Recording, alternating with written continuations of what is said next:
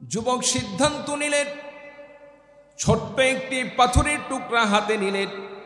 পাথরের টুকরা হাতে নিয়ে তিনি মনে মনে আল্লাহ রাব্বুল আলামিনের কাছে এই দোয়া করলেন, আয় আল্লাহ রাব্বুল আলামিন, এই পাদ্রীর ধর্ম যদি সত্য হয়ে থাকে, পাদ্রীর ধর্ম যদি সত্য হয়ে থাকে, এই পাথরের টুকরাটি আমি এই সিংহের গায়ে বা বাঘের গায়ে আমি নিক্ষেপ করব।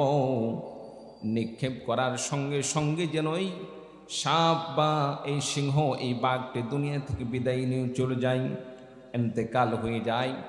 যদি পাথরের আঘাতের কারণে পাথর লাগার সঙ্গে সঙ্গে এই প্রাণীটি মারা যায়, তাহলে আমি মনে করব পাদ্রীর ধর্মটা সত্য।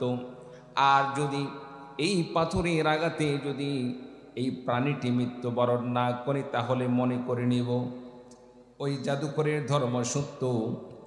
এই বলে যখন যুবকটি পাথরের টুকরাটি সেই প্রাণীর গায়ে আঘাত করলেন, আঘাত করার সঙ্গে সঙ্গে বিশাল আকারের প্রাণটি জমিনে ত্রাস করে পড়ে গেল, আর সঙ্গে সঙ্গে দুনিয়া থেকে বিদায় নিয়ে চলে গেল। বলুন সুবহানাল্লাহ।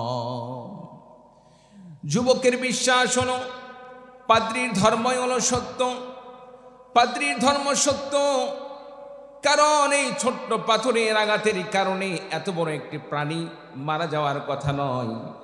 আল্লাহ রাব্বুল আলামিন কুদরতিভাবে পাথরের মধ্যে আল্লাহ রাব্বুল আলামিন একটি শক্তি দান করেছেন, যার কারণে পাথরটি নিক্ষেপ করার সঙ্গে সঙ্গে আমার বন্ধুগণ, যার কারণে পাথরটি নিক্ষেপ করার সঙ্গে সঙ্গে সেই প্রাণীটি দুনিয়া থেকে বিদায় নিয়ে চলে গেল।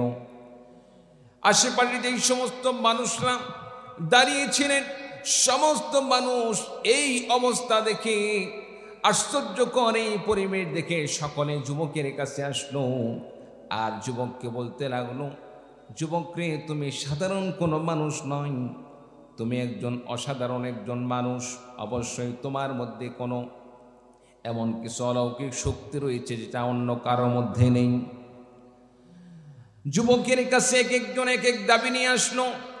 কোনো কষ্ট রোগওয়ালা কষ্ট রোগ থেকে মুক্তি পাওয়ার জন্য তার কাছে আবেদন করলো, আমার এই রোগটাকে সুস্থ করে দাও। অন্ধ লোক এসে তার কাছে আবেদন করতে লাগলো, আমার চক্ষুদ্বয়কে ভালো করে দাও। এরকমভাবে বিভিন্ন রোগের মানুষরা যুবকের কাছে এসে তারা বিভিন্ন প্রকার আবেদন করা শুরু করে দিল। যুবক বললেন, সুস্থ করার মালিক তো আমি নয়, সুস্থ করার মালিক একজন, তিনি হলেন আপনার আমার রব আল্লাহ। চিৎকার দিয়ে বলুন সুবহানাল্লাহ। আমার ভাইরা, আমার বন্ধুগণ, যুবক এইবার তাদেরকে বললেন, সুস্থ করার মালিক তো আমি নয়, সুস্থ করার মালিক আমি নয়, সুস্থ করার মালিক হলেন আল্লাহ। আপনাদেরকে আমি সুস্থ করার জন্য আমি আল্লাহ রাব্বুল আলামিনের কাছে দোয়া করতে পারি, তবে একটি শর্ত, সেটা হলো তাওহীদের ধর্ম গ্রহণ করতে হবে। যদি তাওহীদের ধর্ম গ্রহণ করো, একত্ববাদের ধর্ম গ্রহণ করো, আমি আল্লাহ রাব্বুল আলামিনের কাছে দোয়া করব, আল্লাহ রাব্বুল আলামিন আপনাদের এই রোগ বালা মুসিবতকে আল্লাহ রাব্বুল আলামিন দূর করে দিবেন, আপনাদেরকে সুস্থ করে দিবেন। আমার ভাইরা, আমার বন্ধুগণ, সে সময়ে যারা উপস্থিত হয়েছিলেন তারা শর্ত মেনে নিল, সকলেই তারা ইসলাম গ্রহণ করে নিল, তাওহীদের ধর্ম গ্রহণ করে নিল। আর যুবক আল্লাহ রাব্বুল আলামিনের কাছে দোয়া করলেন, আল্লাহ রাব্বুল আলামিন তোমার যে বান্দা ইসলাম গ্রহণ করলো, আল্লাহ রাব্বুল আলামিন অন্ধত্বতা থেকে মুক্তির জন্য আল্লাহ রাব্বুল আলামিন তারা আপনার কাছে আবেদন করে, আল্লাহ রাব্বুল আলামিন তাদের জন্য আমি দোয়া করছি, আল্লাহ রাব্বুল আলামিন অন্ধত্বতাকে দূর করে দাও, কুষ্ঠরোগকে দূর করে দাও। যুবক দোয়া করার সঙ্গে সঙ্গে আল্লাহ রাব্বুল আলামিন তাদের রোগ বালা মুসিবতকে দূর করে দিলেন। বলুন সুবহানাল্লাহ। আল্লাহ রাব্বুল আলামিন যদি কাউকে সুস্থ করে দেন, আল্লাহ তাআলা কাউকে সুস্থ করে দিলে দুনিয়ার কেউ তাকে সেই রোগের মধ্যে আটকে রাখতে পারবে? জোরে বলে, পারবে না। আমার ভাইরা, আমার বন্ধুগণ, এই কথা যখন এক পর্যায়ে বাদশার কানে চলে গেল, বাদশার দরবারে পৌঁছে গেল, বাদশা চিন্তার মধ্যে পড়ে গেলেন, আহারে এ কি শুরু হয়ে গেল? আমার দেশের মধ্যে আমাকে রব না মেনে অন্য আরেকজন রবের জন্য দাওয়াত দেওয়া শুরু হয়ে গিয়েছে। আমার ভাইরা, আমার বন্ধুগণ, এই জন্য বাদশাহ আস্তে আস্তে এই যুবককে তালাশ করে বাহির করলেন। আমাকে রব না মানিয়ে অন্য রবের প্রতি কে দাওয়াত দান করে তাকে নিয়ে আসো। আমার ভাইরা, আমার বন্ধুগণ, এক পর্যায়ে যুবককে উপস্থিত করা হলো। যাদেরকে ইমানদার বানানো হয়েছে তাদেরকে উপস্থিত করা হলো, আর যারা সেখানে উপস্থিত ছিল তাদেরকে সেখানে উপস্থিত বাদশার দরবারে উপস্থিত করা হলো। আমার ভাইরা, আমার বন্ধুগণ, এক পর্যায়ে যুবককে বলা হলো, তুমি আমাকে রব না মানিয়ে অন্য রবের জন্য দাওয়াত প্রদান করো, কবে থেকে এটা শুরু করে দিলে? আমার ভাইরা, আমার বন্ধুগণ, এক পর্যায়ে যুবকের সামনে যারা ইসলাম গ্রহণ করেছিল তাদেরকে হত্যা করে ফেলে দেওয়া হলো। শুধু তাই নয়, ওই যে পাদ্রী যার কাছ থেকে যুবক তাওহীদের ধর্ম গ্রহণ করেছিল, পাদ্রীকেও সেখানে উপস্থিত করা হলো, পাদ্রীকেও হত্যা করা হলো। এবার যুবককে বাদশাহ সিদ্ধান্ত নিলেন এমনভাবে তাকে হত্যা করবে যেভাবে হত্যা করলে দুনিয়ার সমস্ত মানুষরা সেখান থেকে শিক্ষা গ্রহণ করবে। বাদশাকে রব না মানিয়ে অন্য কাউকে যদি রব মানা হয় তার শাস্তি কেমন হয়, এই যুবককে হত্যা করা থেকে তারা যেন শিক্ষা গ্রহণ করে। এই জন্য বাদশাহ সিদ্ধান্ত নিলেন এমনভাবে তাকে হত্যা করতে হবে যেটা স্মরণীয় হয়ে থাকে। আমার ভাইরা, আমার বন্ধুগণ, সে দেশের সেনাবাহিনীর লোকদেরকে এবার বাদশাহ নির্দেশ প্রদান করলেন, যাও এবার যুবককে পাহাড়ের চূড়ায় নিয়ে যাও। পাহাড়ের চূড়ায় নিয়ে গিয়ে পাহাড়ের চূড়া থেকে নিক্ষেপ করে নিচে ফেলে দিয়ে তাকে হত্যা করো।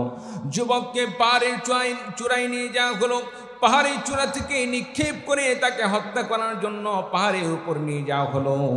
আমার ভাইরা, আমার বন্ধুগণ, এক পর্যায়ে দেখা গেল যে সমস্ত সেনাবাহিনীর লোকেরা যুবককে হত্যা করার জন্য পাহাড়ের চূড়ায় নিয়ে গিয়েছিল, যুবককে নিক্ষেপ করে মারবেন, যুবককে নিক্ষেপ করে মারার সময় যুবককে তারা পাহাড় থেকে ফেলে দিতে পারল না, বরং যে সেনাবাহিনীর লোকেরা যুবককে মারার জন্য নিয়ে গিয়েছিল তারাই পাহাড় থেকে জমিনে নিচে পড়ে গেল এবং দুনিয়া থেকে বিদায় নিয়ে চলে গেল। বলুন সুবহানাল্লাহ। যারাই হত্যা করার জন্য নিয়ে গিয়েছিল তারাই বিদায় নিয়ে চলে গেল। যুবক সুস্থ অবস্থায় আবার বাদশার সামনে চলে গেলেন। বাদশা আশ্চর্য হয়ে গেল, এ কি কথা, তাকে মারার জন্য নিয়ে গেল অথচ সে জীবিত অবস্থায় ফিরে আসলো, আর যারা মারতে গিয়েছিল তারাই দুনিয়া থেকে বিদায় নিয়ে চলে গেল। বাদশা এবার সিদ্ধান্ত নিলেন যেভাবেই হোক যুবককে হত্যা করতে হবে। পাহাড় থেকে নিক্ষেপ করে যেহেতু মারা যায় না, এবার সাগরের মধ্যে তাকে পানিতে চুবিয়ে চুবিয়ে মারতে হবে। নৌবাহিনীর লোকদেরকে নির্দেশ প্রদান করা হলো, যাও তাকে সাগরের মধ্যে নিক্ষেপ করে সাগরের পানিতে নিক্ষেপ করে তাকে হত্যা করো। আমার ভাইরা, আমার বন্ধুগণ, এবার তাকে সাগরের মধ্যে নিয়ে যাওয়া হলো। সাগরের মধ্যে নিয়ে গিয়ে যারা পানিতে নিক্ষেপ করে মারার জন্য যারা নিয়ে গিয়েছিল যুবককে, তারা মারতে পারল না, তারাই সেখানে পানিতে নিক্ষিপ্ত হয়ে মারা গেল। যুবক সুস্থ অবস্থায় আবার বাদশার সামনে উপস্থিত হয়ে গেলেন। আমার ভাইরা, আমার বন্ধুগণ, বাদশা আশ্চর্য হয়ে গেলেন। বাদশা চিন্তার মধ্যে পড়ে গেলেন, এত কিছু করার পরে যুবককে মারা যাচ্ছে না, তাহলে কিভাবে মারা যাবে? যুবক বললেন, বাদশা, আপনি যতই চেষ্টা করেন না কেন, আপনি যেভাবেই আমাকে মারতে চান না কেন, আপনি আমাকে মারতে পারবেন না। তবে একটি কথা বলি, আপনি যদি আমাকে মারতে চান, আমি যেভাবে মারতে বলবো সেভাবে যদি আপনি আমাকে মারেন, তাহলে একমাত্র আমি ইন্তেকাল করব। বলুন সুবহানাল্লাহ। প্রিয় ভাই সব, যুবকই বাদশাকে বললেন, আমাকে যদি মারতে হয় আমি যেভাবে বলবো সেভাবে আমাকে মারতে হবে। আপনি যেভাবে মারতে চাইবেন সেভাবে আপনি আমাকে মারতে পারবেন না, কারণ আপনি যেভাবে মারবেন সেটা তো আপনার চেষ্টায়, আপনার মনের আশা পূরণ করার জন্য, আর সেটার মধ্যে আল্লাহ তাআলা আমার জন্য ইন্তেকাল রাখেন নাই, বরং আমি যেভাবে বলবো আল্লাহর দিন আল্লাহর জমিনে প্রতিষ্ঠা করার লক্ষ্যেই আমাকে মারার পদ্ধতি আমি বলে দেব। যেভাবে বলবো সেভাবে যদি আপনি আমাকে মারেন তাহলে মারতে পারবেন। বাদশা বললেন, তাহলে ঠিক আছে, কিভাবে মারব? যুবক বললেন, একটি দিন নির্ধারণ করেন। যেমন আমাদের জুমার দিন সকলের কাছে একটি অন্যান্য দিনের চাইতে আলাদা মর্যাদাশীল দিন, কি বলেন, ঠিক কিনা? একটি দিন নির্ধারণ করেন, একটি মাঠ নির্ধারণ করেন, যেমন আপনাদের এই গণপুর বিশাল মাঠ, এইরকম একটি মাঠ। আর যুবক বললেন সারা দেশের সমস্ত জনসাধারণের কাছে এলান করে দেন অমুক দিন যুবককে সেখানে হত্যা করা হবে, সকলকে সেখানে উপস্থিত থাকার জন্য নির্দেশ প্রদান করা হলো, এইভাবে আপনি এলান করে দিন। বাদশাহ নিজের ক্ষমতা রক্ষার জন্য, নিজের রুবুবিয়াত সে যে দাবি করছে সেটাকে টিকিয়ে রাখার জন্য যুবক যেভাবে বলতেছে সেভাবে সে রাজি হচ্ছে। সম্মানিত উপস্থিতি, এটাকেই বলা হয় ক্ষমতার যে একটি লোভ, একটি দুনিয়ার লোভ, ক্ষমতার লোভ, যে নিজের ক্ষমতাকে টিকিয়ে রাখার জন্য শত্রু পক্ষ থেকেও সে পরামর্শ নিচ্ছে শত্রুকে কিভাবে মোকাবেলা করা যায়। আসলে বলুন তো দেখি, শত্রুকে আমি তো সবসময় মারতে চাই, শত্রু যদি তাকে মারার পরামর্শ দেয় আর আমি সেই পরামর্শ গ্রহণ করি, এটা কি কোনোদিন মানবতা হতে পারে? হতে পারে না। সম্মানিত উপস্থিতি, এক পর্যায়ে বাদশাহ বললেন ঠিক আছে, তাহলে কিভাবে মারবো? এভাবে দেখিয়ে দেওয়া হলো। আমার ভাইরা, আমার বন্ধুগণ, দিন নির্ধারণ হয়ে গেল, ঘোষণা দেওয়া হলো অমুক দিন অমুক মাঠে যুবককে হত্যা করা হবে। বাদশার নির্দেশ না মানার কারণে তাকে হত্যা করা হবে, সে তাওহীদের দাওয়াত দেওয়ার কারণে তাকে হত্যা করা হবে। আমার ভাইরা, আমার বন্ধুগণ, মাঠে সেদিন হাজার হাজার মানুষের সমাগম হয়ে গেল, অনেক মানুষের সমাগম হয়ে গেল। সেখানে একটি স্টেজ কায়েম করা হলো। যুবক বললেন এতগুলো মানুষের সামনে আপনি শুধু এই বাক্য পড়ে আমার গায়ে তীর নিক্ষেপ করবেন, বিস্মে রব্বি হাদাল গোলাম, এই যুবকের রবের নাম নিয়ে আমি তীরটি নিক্ষেপ করলাম। এই বাক্য পড়ে যদি আপনি তীর নিক্ষেপ করেন তাহলে আমি দুনিয়া থেকে বিদায় নিয়ে চলে যাব। যুবক যেভাবে বললেন সেভাবে সিদ্ধান্ত অনুযায়ী বাদশাহ সেখানে তীর নিক্ষেপ করলেন। আমার ভাইরা, আমার বন্ধুগণ, যুবকের গায়ে যখন তীর নিক্ষেপ করা হলো, তীর নিক্ষেপ করার সঙ্গে সঙ্গে বাদশাহ যখন বিস্মি রব্বি হাদাল গোলাম বলে তীর নিক্ষেপ করলেন, তীর নিক্ষেপ করার সঙ্গে সঙ্গে যুবক দুনিয়া থেকে বিদায় নিয়ে চলে গেলেন। আমার ভাইরা, আমার বন্ধুগণ, আর সেখানে যে সমস্ত মানুষ ছিল, হাজার হাজার লক্ষ লক্ষ মানুষ, সমস্ত মানুষ তারা সিদ্ধান্ত নিল বাদশাহ তো ইতিপূর্বে হাজারো চেষ্টা করে তাকে মারতে পারে নাই, যুবক যেভাবে তাকে মারার কথা বলেছে সেভাবেই যখন বাদশাহ মারার সিদ্ধান্ত নিল, সেইভাবে মারার সঙ্গে সঙ্গে যুবক দুনিয়া থেকে বিদায় নিয়ে চলে গেল। তার মানে হলো আমরা যে বাদশাকে রব বলে মেনে নিয়েছি, বাদশাহ তো আসলে রব নয়, বাদশাহ হলো একজন মিথ্যাবাদী রব। আর যুবক যে রবের দাওয়াত দান করেছেন সেই রব হচ্ছে সত্য রব, সেই দিন হচ্ছে সত্য দিন, সেই ধর্ম হচ্ছে সত্য ধর্ম। এই জন্য সমস্ত মানুষ উপস্থিতিতে সেখানে ঘোষণা দিয়ে দিলেন আমান্না বিরাব্বি হাদাল গোলাম। চিৎকার দিয়ে বলুন আল্লাহু আকবার। সমস্ত মানুষ ঘোষণা দিয়ে দিলেন এই যুবকের রবের প্রতি আমরা ঈমান আনয়ন করলাম। আমার ভাইরা, আমার বন্ধুগণ, সকল মানুষ বুঝতে পারলো আসলে বাদশাহ তো সে সত্যবাদী নয়, বাদশাহ হলো মিথ্যাবাদী, বাদশাহ হলো ধান্দাবাজি, আর যুবক হলো সত্যবাদী। সুতরাং এই যুবকের রবের প্রতি আমরা ঈমান আনয়ন করলাম। বলুন সুবহানাল্লাহ। বাদশার বিপদ বাড়লো না কমলো? জোরে বলেন, আপনারা মনে হয় কথা বোঝেন নাই। বাদশার বিপদ বাড়লো না কমলো? বাড়লো। আগে ছিল কয়েকজন মুসলিম, হাতে গোনা কয়েকজন, এই 2-4-5 জনকে মারার জন্য কত রকম চেষ্টা, একজন যুবককে মারার জন্য কত আয়োজন, কত রকম আয়োজন। কিন্তু সম্মানিত উপস্থিতি, এখান থেকে একটি জিনিস শিক্ষা নিতে হবে, মুসলমান ইসলামের কল্যাণের জন্য নিজের জানের কোনো পরোয়া করে না, নিজের জানের মায়া করে না।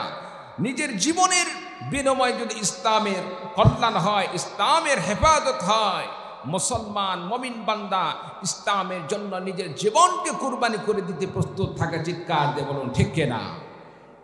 উপস্থিত সমস্ত মানুষ মুসলমান হয়ে গেল। বাদশাহ চিন্তার মধ্যে পড়ে গেলেন, আহারে আগে তো ছিল একটা বিপদ, এখন তো হয়ে গেল শত শত বিপদ। এতগুলো মানুষ ইসলাম গ্রহণ করলে এখন কি করা যায়? এখন কি করা যায়, এদেরকে কি করব? বাদশাহ সিদ্ধান্ত নিলেন বড় বড় আগুনের চুলা খনন করা, বড় বড় চুলা খনন করে সেখানে আগুন জ্বালানো হোক। দীর্ঘদিন পর্যন্ত সেই চুলাগুলোতে আগুন জ্বালানো হলো। জ্বালাইতে জ্বালাইতে এক পর্যায়ে বাদশাহ নির্দেশ প্রদান করলেন, যারা ঈমান আনছে, তাওহীদ গ্রহণ করেছে, আমাকে রব বাদ দিয়ে অন্য কাউকে রব বলে মেনে নিয়েছে, তাদেরকে একটা একটা করে ধরো, তাদেরকে এই প্রস্তাব দেওয়া হোক, হয় ইসলাম ছাড়তে হবে, তাওহীদের বাণী ছাড়তে হবে, নয়তো এই আগুনের মধ্যে নিক্ষিপ্ত হয়ে মরতে হবে। সম্মানিত উপস্থিতি, এক পর্যায়ে দেখা গেল এক একজন ব্যক্তিকে ধরে ধরে এইরকম প্রস্তাব দেওয়া হলো, আর তাদেরকে বলা হলো, যদি ইসলাম না ছাড়ো, তাওহীদ না ছাড়ো, তোমাদেরকে আগুনের মধ্যে নিক্ষেপ করে মারা হবে। সম্মানিত উপস্থিতির ফলে দেখা গেল কেউ ইসলাম ছাড়ল না, তাওহীদ ছাড়ল না, একত্ববাদের ধর্ম ছাড়ল না, নিজেরা আগুনের মধ্যে নিক্ষিপ্ত হয়ে মারা গেল। তারপরেও অন্তর থেকে আল্লাহকে ভুলে যেতে পারল না, তাওহীদকে ছেড়ে দিতে পারল না। বলুন সুবহানাল্লাহি ওয়া বিহামদিহি সুবহানাল্লাহ। এটাই হচ্ছে মুমিনের পরিচয়, এটাই হচ্ছে ঈমানদারের পরিচয়। আর আপনি আমি সামান্য একটু বিপদ আসলেই, একটু বালা মুসিবত আসলেই আল্লাহকে ভুলে যাই। আমরা বলে ফেলে দেই, আল্লাহ কি আর কাউকে দেখে না? আমার সন্তানকেই নিতে হবে, আর কোন সন্তান আল্লাহকে দেখে না? এই রকম কিন্তু অনেক সময় আমরা বলে ফেলে দিই। সম্মানিত উপস্থিতি, এগুলো থেকে বিরত থাকতে হবে। আমার ভাইরা, আমার বন্ধুগণ, এই সমস্ত মুমিন বান্দাদেরকে আসহাবে উখদুদ, এই অগ্নিকুণ্ডের মালিকরা, তারা যেভাবে মুসলমানদেরকে, তাওহীদবাদীদেরকে হত্যা করেছিলেন, সে কথায় আল্লাহ রাব্বুল আলামিন কোরআনে কারীমের সূরাতুল বুরুজের মধ্যে আল্লাহ রাব্বুল আলামিন কয়েকটি কসম খেয়ে খেয়ে সে কথাই আল্লাহ রাব্বুল আলামিন ঘোষণা দিয়ে বলেন, ওয়াস-সামাই যাতিল বুরুজি ওয়াল ইয়াউমিল মাউউদ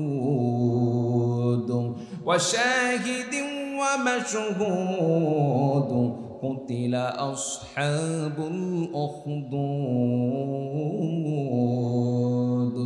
এক নম্বর আল্লাহ রাব্বুল আলামিন কসম খান, ওয়াস-সামাই যাতিল বুরুজ, নক্ষত্র বিশিষ্ট সেই মহাকাশের কসম, ওয়াল ইয়াউমিল মাউউদ, কিয়ামতের দিবসের কসম, ওয়া শাহিদিন ওয়া মাশহুদ, আমার ভাইরা, আমার বন্ধুগণ, শাহিদ মাশহুদের কসম খেয়েছেন, জুমার দিনের কসম, আরাফাত দিনের কসম। চারটি কসম খাওয়ার পরে আল্লাহ রাব্বুল আলামিন ঘোষণা দিয়ে বলেন, কুতিলা আসহাবুল উখদুদিন নারি যাতিল ওয়াকুদ। ওই আসহাবে উখদুদ যারা মুসলমানদেরকে, তাওহীদবাদীদেরকে হত্যা করার জন্য বড় বড় অগ্নি পরীক্ষা খনন করেছিল, আমার ভাইরা, আমার বন্ধুগণ, মুসলমানদেরকে, তাওহীদবাদীদেরকে তারা শুধুমাত্র তাওহীদ গ্রহণ করার কারণে, একত্ববাদের ধর্ম গ্রহণ করার কারণে আসহাবে উখদুদের মালিকরা তারা মুমিন বান্দাদেরকে জাহান সেই আগুনের মধ্যে নিক্ষেপ করে করে তারা হত্যা করেছিল। আমার ভাইরা, আমার বন্ধুগণ, এক পর্যায়ে দেখা গেল আল্লাহ রাব্বুল আলামিন ওই জালেমদেরকেও সেই অগ্নিকুণ্ডের আগুন দিয়ে আল্লাহ রাব্বুল আলামিন সেই জালেমদেরকেও ধ্বংস করে দিয়েছিলেন। বলুন নাউযু বিল্লাহ। আমার ভাইরা, আমার বন্ধুগণ, এক পর্যায়ে মুসলমানদেরকে মারতে মারতে, যখন তারা মুসলমানদেরকে মারতেছিল, এক পর্যায়ে সমস্ত মানুষদেরকে হত্যা করা শেষের দিকে, মুমিনদেরকে হত্যা করার শেষ পর্যায়ে তারা মুসলমানদেরকে হত্যা করতেছিল আর আনন্দ উৎসব করতেছিল। আমার ভাইরা, আমার বন্ধুগণ, এক পর্যায়ে শেষ পর্যন্ত দেখা গেল একজন মহিলার কোলে দুধের শিশু বাচ্চা মায়ের কোলে থাকার কারণে মা চিন্তা করতেছিল, ইতস্তবোধ করতেছিল, আমি যদি আগুনের মধ্যে নিক্ষেপ হয়ে যায় আমার সন্তানের কি অবস্থা হবে। মা আগুনে নিক্ষিপ্ত হতে এক পর্যায়ে সেই ইতস্তবোধ করতেছিলেন। আল্লাহ রাব্বুল আলামিন শিশু বাচ্চার জবান খুলে দিলেন। শিশু বাচ্চা সে সময়ে মায়ের জন্য আল্লাহ রাব্বুল আলামিন শিশু বাচ্চার জবান খুলে দিলেন। শিশু বাচ্চা মাকে লক্ষ্য করে বললেন, ইসবিরি ইয়া উম্মাহ ইসবিরি ফা ইন্নাকা আলাল হক। হে মা ধৈর্য ধারণ করো, কেননা তুমি নিঃসন্দেহে সত্যের পথে আসো, তোমাকে ভয় করার কোনো কারণ নেই। এক পর্যায়ে মা আগুনের মধ্যে নিক্ষেপ হয়ে গেলেন। আমার ভাইরা, আমার বন্ধুগণ, এক পর্যায়ে দেখা গেল মুসলমানদেরকে যখন তারা হত্যা করার জন্য এইরকম আনন্দ উৎসব করতেছিল, ওই অগ্নিকুণ্ড থেকে আগুন উতলে উঠে চতুর্পাশে ছড়িয়ে পড়ল। যে সমস্ত জালেমরা মুসলমানদেরকে হত্যা করতেছিল, আল্লাহ রাব্বুল আলামিন তাদেরকেও সে আগুনের মাধ্যমে জ্বালিয়ে সারকার করে দিলেন। বলুন নাউযুবিল্লাহ। সম্মানিত উপস্থিতি, জালেমের জুলুম সাময়িক, জুলুম কোনোদিন স্থায়ী হতে পারে না। আর মাজলুমের যে অন্তরের প্রকাশ, এই অন্তরের ব্যথার কারণে আল্লাহ রাব্বুল আলামিন মাজলুমদেরকে আখিরাতে চিরস্থায়ী জান্নাতের ব্যবস্থা করে দিবেন। বলুন সুবহানাল্লাহ। সম্মানিত উপস্থিতি, বর্তমানে আমরা লক্ষ্য করছি সুদানে, সেখানে মুসলমানদেরকে হত্যা করা হচ্ছে। এই তো গত কয়েকদিন যাবৎ আমরা দেখতে পাচ্ছি। দুনিয়ার কোনো মানবতাবাদী কোনো সংগঠন তাদের পাশে একটা কথা বলল না। জাতিসংঘের মতো একটি সংঘ, এমন একটি জাতীয় পর্যায়ের সংগঠন, সেটা থেকেও কোনো প্রকার প্রতিবাদ আসে না। আজকে সেখানে মুসলমানদেরকে সেখানে কুকুরের মতো মারা হচ্ছে, একটি ঘরের মধ্যে আবদ্ধ করে আগুন জ্বালিয়ে সেখানে শেষ করে দেওয়া হচ্ছে। সম্মানিত উপস্থিতি, এই সমস্ত নির্যাতন কিসের প্রমাণ করে? একটি প্রমাণ করে, সেটা হচ্ছে মুসলিম হিসাবে আপনার আমার যেটা করণীয় ছিল, যেটা করার দরকার ছিল, সেটা আমি করতে পারি নাই। মুসলিম হিসাবে আপনাকে আমাকে নবীর আদর্শ গ্রহণ করা দরকার ছিল। নবীর আদর্শ গ্রহণ করে মাজলুমদের পক্ষে দাঁড়িয়ে তরবারি উঁচিয়ে কাফেরদের সাথে লড়াই করা, জিহাদ করা। মুসলিম হিসাবে আমি যদি আজকে জিহাদে শামিল হতে পারতাম, নামাজের মতো আল্লাহর একটি ফরজ বিধান হিসাবে গ্রহণ করতে পারতাম, আল্লাহ রাব্বুল আলামিন পৃথিবীর বুকে মুসলমানদেরকে, আল্লাহ রাব্বুল আলামিন রাজত্ব দিয়ে মুসলমানদেরকে সসম্মানে থাকার ব্যবস্থা করে দিত। চিৎকার দিয়ে বলো ঠিক কিনা? কিন্তু আফসোসের বিষয়, আমরা নামাজ পড়ি, ঠিক আছে, রোজা রাখি, হজ করি, জাকাত দিই, কিন্তু যখন জিহাদের কথা আসে তখন আমরা জিহাদকে নিয়ে কটূক্তি করি, জঙ্গিবাদী বলি, সন্ত্রাসবাদী বলি। জিহাদ তো জঙ্গিবাদ। জিহাদ আর জঙ্গিবাদ এক নয়। জিহাদ হচ্ছে জঙ্গিবাদকে, সন্ত্রাসবাদকে নির্মূল করার একটি পদ্ধতি, যেটা আল্লাহ তাআলা ফরজ করে দিয়েছেন। সুবহানাল্লাহি ওয়া বিহামদিহি।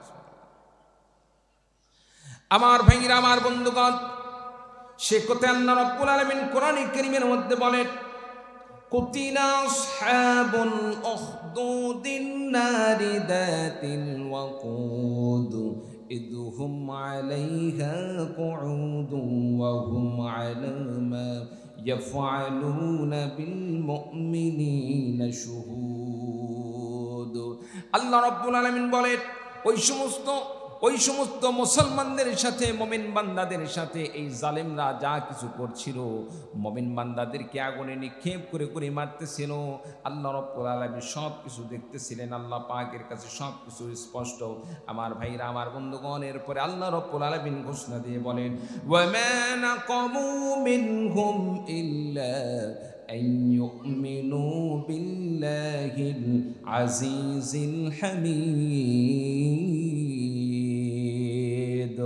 আল্লাহ রাব্বুল আলামিন ওই সমস্ত মুমিন বান্দাদেরকে হত্যা করার কারণ হিসাবে এখানে বর্ণনা করেন, তাদের তো কোনো অপরাধ ছিল না, তারা তো চুরি করে নাই, তারা তো ডাকাতি করে নাই, তারা ছিনতাই করে নাই, তারা জিনা করে নাই, তারা কোনো প্রকার পাপাচারি করে নাই, দুনিয়ার কোনো অন্যায়ের সাথে সম্পৃক্ত নয়।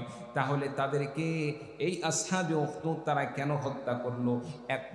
তাদের একমাত্র অপরাধ ছিল, আল্লাহ রাব্বুল আলামিন সে কথাই বলেন, ওয়া মা নাকামু মিনহুম ইল্লা আন ইউমিনু বিল্লাহিল আজিজিল হামিদ। সুপ্রশংসিত মহান আল্লাহ রাব্বুল আলামিনের প্রতি ঈমান আনয়ন করাই তাদের একমাত্র অপরাধ ছিল। আমার ভাইরা, আমার বন্ধুগণ, ঠিক তেমনি ভাবে আমার বাংলাদেশে এখনই আমি যদি লক্ষ্য করে দেখি, কোনো মুসলমান যখন একজন আলেম হিসাবে যখন হকের পক্ষে কথা বলতে গিয়ে অন্যায়ের বিরোধিতা করে, অন্যায়ের মোকাবেলা করে, সত্যের পক্ষে কথা বলে, সত্যের পক্ষে যখন কোনো প্রকার মোকাবেলা করে, এক পর্যায়ে দেখবেন আমার দেশের সন্ত্রাসবাদ, আমার দেশের কিছু সংগঠনগুলো আছে যারা মানবতার নাম দিয়ে যারা অমানবিকতার কাজ চালিয়ে যাচ্ছে, যারা শান্তির নাম দিয়ে যারা অশান্তির মূল কাহিনীতে যারা পরিণত হয়ে আছে, তারা আলেমদেরকে জঙ্গিবাদের তকমা লেগে দেয়। আমার ভাইরা, আমার বন্ধুগণ, ঠিক তেমনিভাবে আমার ভাইরা, আমার বন্ধুগণ, আপনি আমিও যদি ইসলামের পক্ষে যখনই কোনো আপনি আমি যখন কোনো পদক্ষেপ নিয়ে ইসলামের পক্ষে কোনো কাজ করতে যাব, এমনকি আপনি আমি যদি নিজের শরীর ঠিক রাখার জন্য যদি আপনি আমি এখন শরীর চর্চা করে ব্যায়াম শুরু করে দেই, আপনার আমার সাধারণ ব্যায়ামকে তারা দেখবেন আপনার রাষ্ট্রবিরোধী আর সন্ত্রাসবাদ বলে তারা চালিয়ে দিবে। চিৎকার দিয়ে বলুন ঠিক কিনা? আপনি আমি ব্যায়াম করতেছি, স্বাভাবিকভাবে শরীর চর্চা করতেছি, শরীর চর্চা করলেই দেখা যাবে তাদের কাছে আপনি আমি জঙ্গিবাদ হয়ে যাব, রাষ্ট্রবিরোধী হয়ে যাব। অথচ তারা দামি দামি অস্ত্র নিয়ে মহড়া দিচ্ছে, দিন দুপুরে মানুষ হত্যা করতেছে, সেটা তাদের কাছে কোনো অপরাধ মনে হয় না। আসলে সব কিছুর মূলে হচ্ছে আমাদের রাষ্ট্রের মূল কাঠামোতে দেশপ্রেমিক কোনো মানুষ নেই। যারা আছে তারা বিদেশপ্রেমিক, বাংলাদেশের শত্রু, যার কারণে আপনি আমি দেশের পক্ষে কাজ করলেও তাদের কাছে এটা ভালো লাগে না, তাদের কাছে এটা পছন্দ হয় না। আপনাকে আমাকে সন্ত্রাসবাদ বানাতে তারা বিভিন্ন প্রকার ফন্দি পাকায়। অথচ যারা সন্ত্রাসবাদের পিছনে যারা লাগিয়ে আছে, দেশের বিভিন্ন জায়গায় সন্ত্রাসবাদ চালিয়ে যাচ্ছে, তাদেরকে হাজারো দেখতে পাইলেও তারা কোনো প্রকার সেটা নিয়ে তাদের মাথা ব্যথা হয় না। এই তো আমরা কিছুদিন যাবৎ দেখতে পাচ্ছি বাংলাদেশে ইসকন নামক যে সন্ত্রাসী একটি সন্ত্রাসবাদী একটি সংগঠন পরিকল্পিতভাবে আপনার আমার মেয়েকে তারা ফাঁসাচ্ছে, আপনার আমার মেয়েকে তারা প্রেমের ফাঁদে ফেলে আপনার আমার বাড়ি থেকে ভাগিয়ে নিয়ে যাচ্ছে। এক পর্যায়ে তাদেরকে অবৈধভাবে মেলামেশার মাধ্যমে পেটে সন্তান জন্ম দেওয়ার পরে হয়তো তাকে রেখে চলে যাচ্ছে, কিংবা নিয়ে গেলে এক পর্যায়ে দেখা যাচ্ছে আমাদের পাশের কোনো রাষ্ট্রে সেখানে পতিতালয় তাদেরকে বিক্রয় করে দেওয়া হচ্ছে। বলুন নাউযু বিল্লাহি মিন যালিক। সম্মানিত উপস্থিতি, এই সমস্ত সংগঠন সম্পর্কে তাদেরকে হাজারো বার যদি আমরা দলিল প্রমাণ সহ তাদের সামনে যদি তাদের এই অপকর্মগুলো প্রশাসনের সামনে আমরা তুলে ধরি, প্রশাসন এগুলোকে তারা দেখতেই পায় না, এগুলোকে তারা অন্যায় মনে করে না, এগুলোকে তারা খুঁজেই পায় না। অথচ আপনি আমি ছোটোখাটো কোনো কিছু করলেই তাদের কাছে সন্ত্রাসবাদ মনে হয়। এই তো প্রতিবাদের সময় দেখা গেল একজন মুসলিম ভাই খেলনা বন্দুক নিয়ে সমাবেশে উপস্থিত হয়েছে, সেটা নিয়ে এইদিক সেদিক ভঙ্গি করতেছে। একটি খেলনা বন্দুক সেখানে আতঙ্কের কারণ হয়ে গেল, অথচ ওই সমস্ত সন্ত্রাসরা সরাসরি মারণাস্ত্র নিয়ে মুসলিম হত্যা করতেছে, মানুষদেরকে হত্যা করতেছে, এটা তাদের চোখেই পড়ে না। সম্মানিত উপস্থিতি, এর মূলে যে সমস্যা সেটা হচ্ছে আপনি আমি এখনো সজাগ হতে পারি নাই, সচেতন হতে পারি নাই। আপনাকে আমাকে যে সিদ্ধান্ত নেওয়া দরকার সেই সিদ্ধান্ত নিতে পারে নাই। আপনাকে আমাকে এই সমস্ত অন্যায় থেকে রাষ্ট্রকে হেফাজত করতে হলে একমাত্র একটি উপায়, সেটা হচ্ছে আল্লাহর দ্বীনকে পরিপূর্ণভাবে গ্রহণ করতে হবে, রাসূলুল্লাহ সাল্লাল্লাহু আলাইহি সাল্লামের সুন্নাহকে গ্রহণ করতে হবে। রাসূলের আদর্শ গ্রহণ করে আল্লাহর বিধান, আল্লাহ তাআলার নির্দিষ্ট আল্লাহ পাকের একটি ফরজ বিধান জিহাদ দান করেছেন, সেই জিহাদের মাধ্যমে আপনাকে আমাকে শান্তি প্রতিষ্ঠা করতে হবে। চিৎকার দিয়ে বলুন ঠিক কিনা? সম্মানিত উপস্থিতি, এই যে আসহাবে উখদুদ তারা মুসলমানদেরকে হত্যা করলো, ইমানদারদেরকে হত্যা করলো, আল্লাহ পাক তাদের সম্পর্কে এরপর কি বলেন?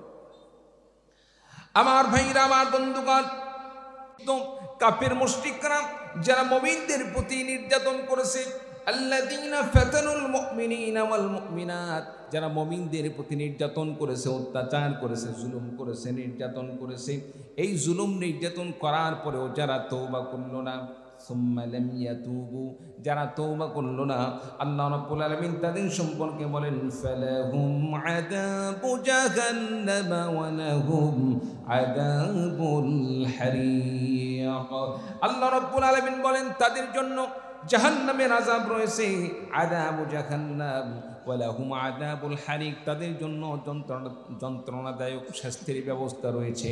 আমার ভাইরা, আমার বন্ধুগণ, আল্লাহ রাব্বুল আলামিন এই আয়াত আনার মাধ্যমে আল্লাহ পাক যে জিনিসটা বুঝাইতে চান, আপনি আমি অনেক সময় অন্যায় করে ফেলে দেই, অনেক সময় অজান্তে অন্যায় হয়ে যায়, কিংবা জেনে শুনে অন্যায় করার পরে যদি আপনি আমি সেই অন্যায় থেকে না ফিরে আসি, আপনি আমি সেই অন্যায় থেকে নিজেকে না শুধরে নেই, আপনি আমি সেই অন্যায় থেকে যদি আপনি আমি তওবা না করি, আপনার জন্য আমার জন্য সেই জাহান্নামের আযাবের কথা আল্লাহ রাব্বুল আলামিন ঘোষণা করেছেন।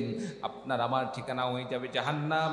আজ যে ব্যক্তি ঈমান আনয়ন করলো, তওবা করলো, আল্লাহ রাব্বুল আলামিন তার সম্পর্কে ঘোষণা দিয়ে বলেন ইন্নাল্লাযীনা আমানু ওয়া আমিলুস সালিহাতি লাহুম জান্নাতুন তাজরি মিন তাহতিহাল আনহার যালিকাল ফাওজুল কাবীর। চিৎকার দিয়ে বলুন আল্লাহু আকবার।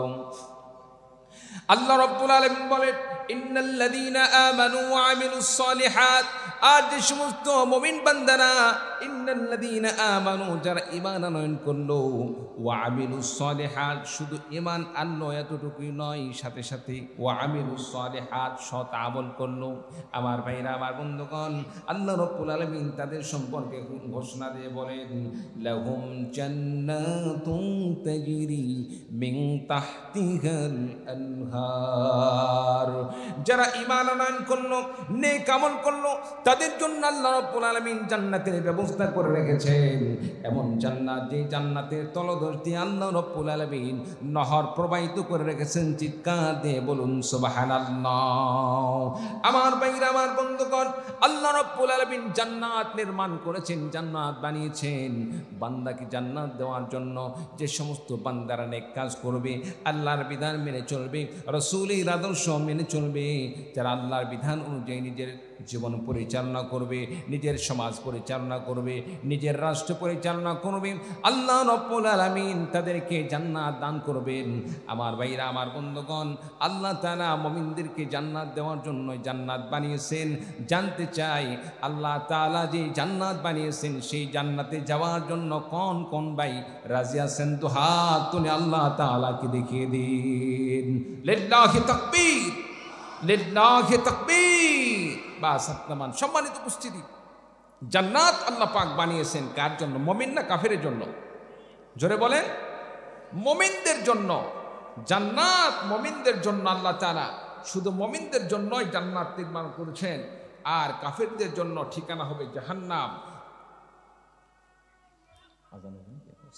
আচ্ছা, আলোচনা চলবে। আচ্ছা, সম্মানিত উপস্থিতি, তাহলে মুমিনদের জন্য আল্লাহ রাব্বুল আলামিন জান্নাতের ব্যবস্থা করে রেখেছেন। আপনি আমি মুমিন, আপনার আমার অবশ্যই তামান্না থাকতে হবে আপনি আমি জান্নাতে যাব। জান্নাতে যাওয়ার যদি আশাই না থাকে, তামান্নাই না থাকে, তাহলে জান্নাত কেমনে যাব? প্রত্যেকটা জিনিসের তো মানুষের একটা চাহিদা থাকতে হবে, আমি এই হব সেই হব। যদি হওয়ার আশাই না থাকে তো সে তো কিছুই হতে পারবে না। ওই তো কথায় আছে, কোনো জিনিস যদি কেউ হতে চায়, কোনো জিনিস পাইতে চায়, কোনো মানুষ যদি দেখা যাচ্ছে 100 টাকা পাওয়ার আশা করে, 100 না পাইলে 90 পায়, 50 পায়, আর কেউ যদি মনে করে আমার কোনো পাওয়ারই দরকার নাই, সে তো কিছুই পাবে না। সম্মানিত উপস্থিতি, আল্লাহ পাক মুমিনদের জন্য জান্নাত নির্মাণ করেছেন, মুমিনদেরকে জান্নাত দান করবেন। তাহলে মুমিন বান্দাদের জন্য জান্নাত পাওয়ার জন্য কি কি কাজ করতে হবে? মুমিন বান্দাদের জন্য আল্লাহ রাব্বুল আলামিন কয়েকটি গুণের কথা আল্লাহ রাব্বুল আলামিন ঘোষণা করেছেন। মুমিন বান্দারা যদি কয়েকটি গুণ অর্জন করতে পারে, আল্লাহ তাআলা মুমিন বান্দাদেরকে একটি উপাধি দান করবেন, একটি আল্লাহ রাব্বুল আলামিন পদবি দান করবেন, যে পদবি মুমিন বান্দাদেরকে জান্নাতের দরজা পর্যন্ত পৌঁছে দিবেন। বলুন সুবহানাল্লাহ। মুমিন বান্দার কয়েকটি গুণের কথা আল্লাহ তাআলা বলেছেন। গুণের কথা বলবো কি? বলবো। আল্লাহ রাব্বুল আলামিন বলেন, ইন্নামাল মুমিনুনাল্লাযীনা আমানু বিল্লাহি ওয়া রাসূলিহি সুম্মা লাম ইয়ারতাবু ওয়া জাহাদু বিআমওয়ালিহিম ওয়া আনফুসিহিম ফি সাবিলিল্লাহ উলাইকা হুমুস সাদিকুন। আল্লাহ রাব্বুল আলামিন মুমিন বান্দাদের সম্পর্কে আল্লাহ রাব্বুল আলামিন কয়েকটি গুণের কথা বলেন। ইন্নামাল মুমিনুন, নিঃসন্দেহে মুমিন বান্দারা হলো তারা আল্লাযীনা আমানু বিল্লাহি ওয়া রাসূলিহি, ওই সমস্ত বান্দারাই হলো প্রকৃতপক্ষে মুমিন বান্দা যারা এক নম্বরে ঈমান আনয়ন করে আল্লাহ এবং রাসূলের প্রতি। চিৎকার দিয়ে বলুন সুবহানাল্লাহ। মুমিন বান্দার যে কয়েকটি গুণের কথা এখানে বলা হচ্ছে, তার মধ্যে সর্বপ্রথম যে গুণের কথা আল্লাহ রাব্বুল আলামিন বললেন, মুমিন বান্দা তারাই যারা আল্লাহর প্রতি এবং রাসূলের প্রতি ঈমান আনয়ন করেন। সুম্মা লাম ইয়ারতাবু, অতঃপর সে অন্তরে কোনো প্রকার সংশয় রাখে না, সন্দেহ রাখে না। আল্লাহ সম্পর্কে, রাসূল সম্পর্কে কোনো সন্দেহ নেই। আমরা অনেক সময় কোনো জিনিস করার পরে সন্দেহ করি, এটা হবে কি হবে না, কি বলেন ঠিক কিনা? ইসলাম গ্রহণ করলাম, এটা সত্য না মিথ্যা ধর্ম, অনেকের অন্তরে সন্দেহ থেকে যেতে পারে। আমার ভাইরা, আমার বন্ধুগণ, আল্লাহ পাক কোরআনে কারীমের এই আয়াতের মধ্যে বলেন, কোন বান্দা যদি ইসলাম গ্রহণ করার পরে আল্লাহকে আল্লাহ বলে মুখ দিয়ে স্বীকার করে নেওয়ার পর, রাসূলকে রাসূল বলে স্বীকার করে নেওয়ার পরে যদি অন্তরের মধ্যে তার যাররা পরিমাণ সন্দেহ থাকে, আমি যে আল্লাহকে আল্লাহ বলে মেনে নিলাম, রাসূলকে রাসূল বলে মেনে নিলাম, এটা কি আসলে সত্য না মিথ্যা, এই রকম যদি সন্দেহ থাকে, আল্লাহর কসম করে বলছে সে কোনোদিন মুমিন হতে পারে না। এই জন্য মুমিন বান্দার জন্য আল্লাহ রাব্বুল আলামিন ঘোষণা দিয়ে বলেন, বান্দা জবান দিয়ে স্বীকার করে নিবে, সাথে সাথে আল্লাহ রাব্বুল আলামিন এই বিষয়ে সে অন্তর থেকে বিশ্বাস করে নিবে। সুম্মা লাম ইয়ারতাবু, সে কোনো প্রকার সংশয় করবে না। ওয়াজাহাদু বিআমওয়ালিহিম ওয়া আনফুসিহিম ফি সাবিলিল্লাহ। এই দুইটির পরে আল্লাহ রাব্বুল আলামিন মুমিন বান্দার সম্পর্কে আল্লাহ রাব্বুল আলামিন ঘোষণা দিয়ে বলেন, ওয়াজাহাদু বিআমওয়ালিহিম ওয়া আনফুসিহিম। আল্লাহ রাব্বুল আলামিন মুমিন বান্দাদেরকে যে জান দান করেছেন, যে মাল দান করেছেন, এই জান মাল নিয়ে আল্লাহ রাস্তায় জিহাদ করবে, যারা জান মাল নিয়ে আল্লাহ রাস্তায় লড়াই চালিয়ে যাবে, আল্লাহ রাব্বুল আলামিন তাদের সম্পর্কে ঘোষণা দিয়ে বলেন, উলাইকা হুমুস সাদিকুন। যার মধ্যে এই তিনটি গুণ পাওয়া যাবে, তারাই হলো প্রকৃতপক্ষে সাদিক, তারাই হলো সত্যবাদী। আর যে ব্যক্তি এই সত্যবাদী, এই সাদিকুন, এই গুণটা অর্জন করতে পারবে, আল্লাহ রাব্বুল আলামিন সেই বান্দাদেরকে জান্নাতের মেহমান বানিয়ে দিবেন। বলুন সুবহানাল্লাহ। সম্মানিত উপস্থিতি, আপনার আমার অন্তরে যদি ঈমান থাকে, ঈমান থাকলে আল্লাহ রাব্বুল আলামিন কোনো না কোনো দিন জান্নাত দান করবেনই করবেন। সম্মানিত উপস্থিতি, ঈমানের পরিমাণ কম আর বেশি এরকম হতে পারে, কি বলেন ঠিক কিনা? সাধারণত আমরা তো গুনাহ করি, গুনার কারণে কোনো সময় জাহান্নামে আপনাকে আমাকে যেতে হতে পারে, কিন্তু এইটুক আপনার আমার তামান্না থাকতে হবে, আল্লাহ পাকের কাছে যদি আমি তওবা করি, আল্লাহ পাকের কাছে মাফ চাই, আল্লাহ পাক মাফ করতে পারেন কি পারেন না, আল্লাহ পাক ক্ষমা করতে পারেন কি পারেন না। সম্মানিত উপস্থিতি, আল্লাহ রাব্বুল আলামিন অবশ্যই বান্দাকে ক্ষমা করে দিবেন, আল্লাহ পাক বান্দাকে মাফ করে দিবেন। প্রিয় ভাই সব, এমনকি হাদিস শরীফের মধ্যে আল্লাহ রাব্বুল আলামিন বান্দাকে যে মাফ করবেন সে সম্পর্কে হাদিস শরীফের মধ্যে বর্ণনা করা হয়েছে। রাসূলুল্লাহ সাল্লাল্লাহু আলাইহি সাল্লাম হাদিস শরীফের মধ্যে বর্ণনা করেন, আল্লাহ পাক যেদিন বান্দাদেরকে মাফ করবেন, যাদের অন্তরে আল্লাহ পাকের প্রতি যারা পরিমাণ হলো ঈমান ছিল, আল্লাহ পাক তাদেরকে প্রথম অবস্থায় যখন মাফ করবেন, এই সমস্ত বান্দারা জান্নাত থেকে জাহান্নাম থেকে বাহির হয়ে এসে আল্লাহ পাকের সাথে ঝগড়া করা শুরু করে দিবে।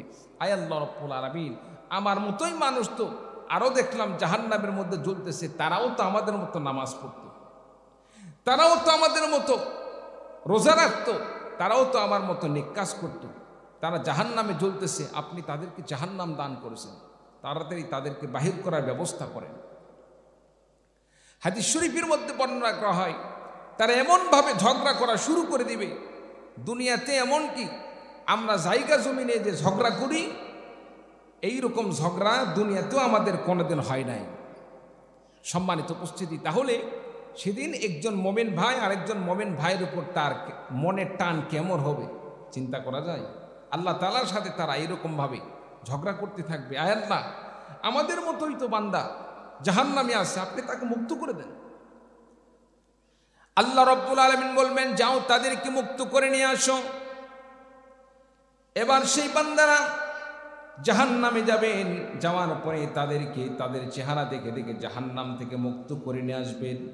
আমার ভাইরা, আমার বন্ধুগণ, এক পর্যায়ে যখন তারা তাদের চেহারা দেখবেন, চেহারা দেখার পরে লক্ষ্য করে দেখবেন তাদের চেহারার মধ্যে কোনো আগুন লাগে নাই, পুরা শরীরের কোনো জায়গায় জাহান্নামের আগুন স্পর্শ করে নাই, শুধুমাত্র পায়ের নলা পর্যন্ত বা গোড়ালি পর্যন্ত আগুন স্পর্শ করেছিল। তাদেরকে জাহান্নাম থেকে মুক্ত করা হবে। জাহান্নাম থেকে মুক্ত করার পরে আল্লাহ রাব্বুল আলামিনের সামনে নিয়ে যাওয়া হবে। আমার ভাইরা, আমার বন্ধুগণ, জাহান্নাম থেকে মুক্ত করে আল্লাহ রাব্বুল আলামিনের কাছে নিয়ে যাওয়ার পরে এবার ওই সমস্ত বান্দারা আল্লাহ রাব্বুল আলামিনের কাছে বলবেন, আল্লাহ রাব্বুল আলামিন, আপনার সেই ওই সমস্ত বান্দাদেরকে জাহান্নাম থেকে মুক্ত করে নিয়ে এসেছি। এরপরে আল্লাহ রাব্বুল আলামিন ওই সমস্ত বান্দাদেরকে বলবেন, রে আমার বান্দারা, যাও এবার জাহান্নাম থেকে ওই সমস্ত বান্দাদেরকে মুক্ত করে নিয়ে আসো যাদের অন্তরের মধ্যে এক দিনার পরিমাণ, এক দিরহাম পর্যন্ত ঈমান ছিল। দুনিয়াতে এক দিনার পর্যন্ত যাদের অন্তরে ঈমান ছিল তাদেরকে জাহান্নাম থেকে মুক্ত করে নিয়ে আসো। আমার বন্ধুগণ, এবার তারা ওই সমস্ত বান্দাদেরকে জাহান্নাম থেকে মুক্ত করে নিয়ে আসবে। এরপরে আল্লাহ রাব্বুল আলামিন বলবেন, বান্দারে যাও এবার আমার ওই সমস্ত বান্দাদেরকে জাহান্নাম থেকে মুক্ত করে নিয়ে আসো যাদের অন্তরে অর্ধ দিনার পর্যন্ত, যাদের অন্তরে ঈমান ছিল তাদেরকে জাহান্নাম থেকে মুক্ত করে নিয়ে আসো। তাদেরকে মুক্ত করে নিয়ে আসা হবে। এরপরে আল্লাহ রাব্বুল আলামিন বান্দাদেরকে বলবেন, বান্দারে যাও আমার ওই সমস্ত বান্দাদেরকে এবার জাহান্নাম থেকে মুক্ত করে নিয়ে আসো যাদের অন্তরে এক যাররা পরিমাণ ঈমান ছিল। এবার ওই সমস্ত বান্দারা তাদেরকে জাহান্নাম থেকে মুক্ত করে নিয়ে আসবেন যাদের অন্তরে এক যাররা পরিমাণ ঈমান ছিল। বলুন সুবহানাল্লাহ। দুনিয়াতে এক যাররা পরিমাণ যার অন্তরে ঈমান ছিল, সেদিন তাদেরকে সেই জাহান্নাম থেকে মুক্ত করার ব্যবস্থা করা হবে। প্রিয় ভাই সব, এই জন্য আপনাকে আমাকে সবসময় একটি জিনিস মনে রাখতে হবে, শিরকের গুনাহ ছেড়ে দিতে হবে, কুফরি গুনাহ ছেড়ে দিতে হবে, আর আল্লাহ তাআলার বিধানকে ভালোভাবে মেনে চলতে হবে। মানুষ হিসাবে গুনাহ হয়ে যেতে পারে, তবে মুমিনের কাজ হচ্ছে গুনাহ থেকে তওবা করা, গুনাহ থেকে ফিরে আসা। মুমিন বান্দা যদি গুনাহ থেকে ফিরে আসে, তওবা করে, আল্লাহ রাব্বুল আলামিন বান্দাকে মাফ করে দিবেন। কারণ রাসূল সাল্লাল্লাহু আলাইহি ওয়াসাল্লাম হাদিস শরীফের মধ্যে ঘোষণা দিয়ে বলেন, আত-তাইবু মিনাজ যামবি কামান লা যামবা লাহু, যে ব্যক্তি গুনাহ থেকে তওবা করলো সে ব্যক্তি আল্লাহ তাআলার কাছে এত প্রিয় হয়ে যান যেন সে ব্যক্তির কোনো গুনাহই ছিল না। বলুন সুবহানাল্লাহ।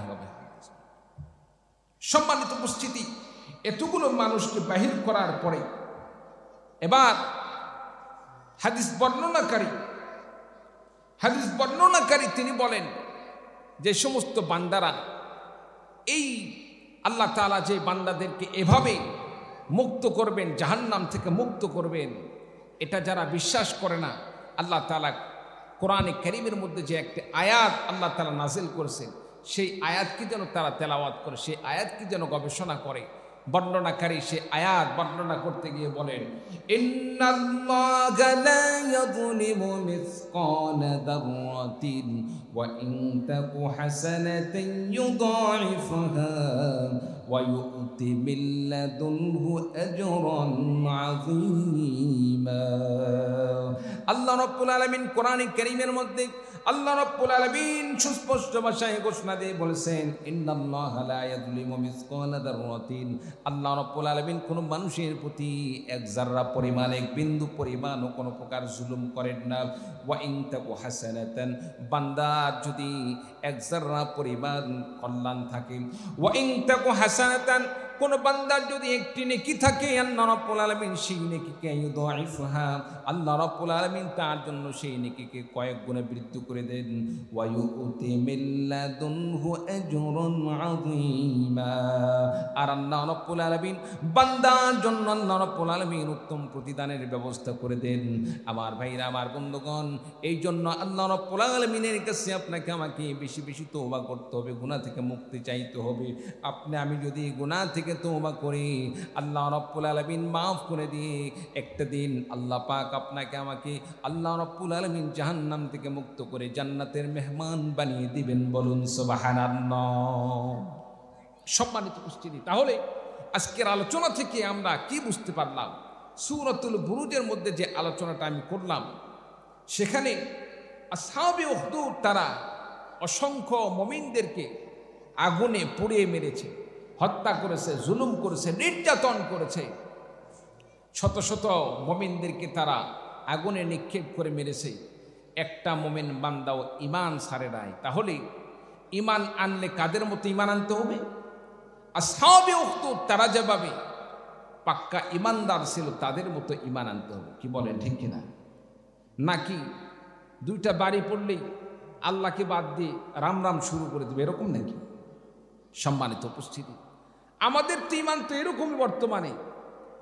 এখনই যদি কোনো প্রকার আমরা বিপদের সম্মুখীন হই, অনেক সময় কিছুদিন আগে তো আমরা এগুলো তো ভুক্তভোগী ছিলাম। কোনো সময় দেখা যাচ্ছে আপনার আমার উপর কোনো নির্যাতন আসলে মুহূর্তের মধ্যে আমার পরিচয় আমি চেঞ্জ করে ফেলে দিই, না না না আমি অমুক নয় অমুক নয়। কি বলেন ভাই, ঠিক কিনা? ইমানদারের পরিচয় তো এটা নয়। ইমানদারের পরিচয় হচ্ছে জুলুম যতই আসুক না কেন, নির্যাতন যতই হোক না কেন, আল্লাহকে আল্লাহ বলে মেনে নিয়েছি, রসুলকে রসুল বলে মেনে নিয়েছি, আল্লাহর বিধানকে বিধান বলে মেনে নিয়েছি। আল্লাহকে বাদ দিয়ে অন্য কাউকে রব বলে প্রভু হিসাবে কখনোই আমরা মানতে পারি না। চিন্তা বলো, ঠিক কিনা? আর যে সমস্ত বান্দারা মুহূর্তের মধ্যে তাদের রূপ চেঞ্জ হয়ে যায়, তারা তো মুমিন না, তারা তো প্রকৃতপক্ষে মুনাফিক। কারণ মুনাফিকের পরিচয় হচ্ছে মুখে বলবে একটি, অন্তরের মধ্যে মনে মনে সিদ্ধান্ত নেবে আরেকটি। মুখে বলবে একটি, করবে আরেকটি। মুনাফিকরা নিজেকে প্রকাশ করত মুসলমান, ইমানদার, কিন্তু মুনাফিকরা সবসময় যদিও ইমানদারের কথা বলে, কিন্তু প্রকৃতপক্ষে তারা কার্যক্রমের দিক দিয়ে সবসময় তারা ইসলামের বিরুদ্ধাচরণ কিভাবে করা যায় সেটাই তারা করে গিয়েছে। যার কারণে কাফেরদের চাইতে এই মুনাফিকদের আযাব, শাস্তি আল্লাহ পাকের কাছে বেশি হবে। বলুন নাউযু বিল্লাহি মিন যালিক। আমার ভাইরা, আমার বন্ধুগণ, আপনি আমি নিজেকে একটাবার প্রশ্ন করে দেখি তো, আপনি আমি মুমিন না মুনাফিক? আপনি আমি ইমানদার না কাফির? আপনার আমার পরিচয়টা কি? রাসূলুল্লাহ সাল্লাল্লাহু আলাইহি সাল্লাম মুনাফিকদের সম্পর্কে কয়েকটি তাদের দোষের কথা বর্ণনা করেছেন। আয়াতুল মুনাফিক সালাসাতুন, বিশ্বনবী সাল্লাল্লাহু আলাইহি সাল্লাম ঘোষণা দিয়ে বলেন, মুনাফিকদের পরিচয় হলো তিনটি। মুনাফিক চিনতে হলে তিনটি উপায়ে মুনাফিক চেনা যাবে। মুনাফিকের পরিচয় তিনটি। আমার ভাইয়েরা, আমার বন্ধুগণ, বিশ্বনবী এক নম্বরে বলেন, ইদা হাদ্দাসা কাযাবা। মুনাফিক বান্দা যখন কথা বলে, কথায় কথায় তারা মিথ্যা কথা বলে। মুনাফিক বান্দা কখনোই সত্য কথা বলে না। আমাদের সমাজে এমন মানুষ আছে না নাই, যারা প্রত্যেক কথায় কথায় মানুষের সামনে মিথ্যা কথা বলে? মিথ্যাবাদী আছে না নাই? অধিকাংশ মানুষ আমরা মিথ্যা কথা বলি। একটু বিপদে পড়লেই আমরা মিথ্যার মাধ্যমে আমরা সেখান থেকে উদ্ধার হওয়ার চেষ্টা করি। মিথ্যার মাধ্যমে আমরা মানুষের সামনে নিজেকে বড় করে প্রকাশ করার জন্য আমরা অনেক সময় মিথ্যার আশ্রয় গ্রহণ করি। সম্মানিত উপস্থিতি, মানুষের সামনে আমরা দাবি করি ইমানদার, কিন্তু কার্যক্রমে মুনাফিক। জান্নাত পাওয়া যাবে? বলেন, জান্নাত পাওয়া যাবে? পাওয়া যাবে না। কথায় কথায় মিথ্যা কথা বলা, মুনাফিকের আলামত 2 নম্বর রাসূল সাল্লাল্লাহু আলাইহি ওয়াসাল্লাম ঘোষণা দিয়ে বলেন, আয়াতুল মুনাফিকি সালাসাতুন, ইদা হাদ্দাথা কাযাবা ওয়া ইদা ওয়া'আদা আখলাফা। 2 নম্বরে বিশ্ব নবীজি বললেন, যখন তারা ওয়াদা করবে, ওয়াদার খেলাফ করবে। আমাদের সমাজে দেখা যাবে প্রত্যেকটা জায়গায় এখন এমন পরিবেশ, ওয়াদা করার সময় আল্লাহর নাম নিয়ে শত শতবার কসম খাচ্ছে, ওয়াদা করতেছে। আমার ভাইরা, আমার বন্ধুগণ, এই ওয়াদা করার পরে দেখা যাবে ওয়াদা পালনের ক্ষেত্রে এক বিন্দু পরিমাণ সে ওয়াদা রক্ষা করে না। আমার ভাইরা, আমার বন্ধুগণ, ওয়াদা রক্ষা করে চলা এটা হচ্ছে মুমিনের কাজ। আজ ব্যক্তি ওয়াদার খেলাফ করলো, ওয়াদা পূরণ করলো না, ওয়াদা রক্ষা করলো না, বিশ্বনবী সাল্লাল্লাহু আলাইহি ওয়াসাল্লাম ঘোষণা দিয়ে বলেন, সেই বান্দার নাম হলো, তার পরিচয় হলো মুনাফিক। আমার ভাইরা, আমার বন্ধুগণ, 3 নম্বরে রাসূলুল্লাহ সাল্লাল্লাহু আলাইহি ওয়াসাল্লাম ঘোষণা দিয়ে বলেন, ওয়া ইদা আতুমিনা খানা। মুনাফিকের 3 নাম্বার পরিচয় হলো, যখন তার সামনে আমানত রাখা হয়, আমানত সে পূর্ণ করে না, আমানতের খেয়ানত করে। আমার ভাইরা, আমার বন্ধুগণ, বর্তমান সমাজে এমন দেখা যায়, একজন ব্যক্তিকে বিশ্বাস করে তার কাছে গিয়ে আমি 20,000 টাকা তার কাছে আমানত রাখলাম, বললাম ভাই আগামীকাল আপনার কাছ থেকে এই টাকাটা নেব। আমার ভাইরা, আমার বন্ধুগণ, দেখা যায় সে নেওয়ার সময় অনেক আমানতদারের পরিচয় দিয়ে তার কাছে টাকাটা নিল, টাকা রেখে দিল, কিন্তু যখন তার কাছ থেকে টাকা ফিরিয়ে নেবেন, ফিরিয়ে নেওয়ার সময় দেখা যাবে ওই ব্যক্তি আমানত ঠিকমতো সে পালন করে নাই, বরং যে টাকা যাবেন সেই টাকার আমানত রক্ষা না করে আমানতের খেয়ানত করে টাকার মধ্যে কম বেশ করে দেয়। এইরকম আছে না? না। সম্মানিত উপস্থিতি, শুধু টাকা পয়সার মাধ্যমেই যে আমানতের খেয়ানত হয় বিষয়টা এরকম নয়।